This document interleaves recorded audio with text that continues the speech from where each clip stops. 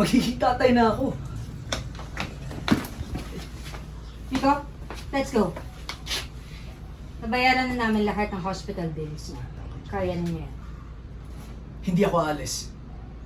At di ba sinabi ko sa inyo, hayaan nyo na kami ni Lilian. Hindi ko siya iiwan. Ano ba talaga pinakain sa'yo ng babaeng ito at patay na patay ka sa kanya? Ha? Meron akong kakilalang albularyo. Ipapatawas kita nang matanggal yung gayuma sa'yo ng babaeng to! Ma, pwede ba? Kung hindi nyo kayang respetuhin na mahal ko siya, umalis na lang kayo dito. Miko, sumusobra ka na. Kailan ka pa natuto sumagot ng ganyan sa At mga mo? ikaw, Dad, isa ka pa. Ikaw na ngayon nanakit kay Lilian noon. Tapos ngayon, ganyan pa yung gagawin nyo sa kanya? Bakit sinira nyo yung buhay ng tao?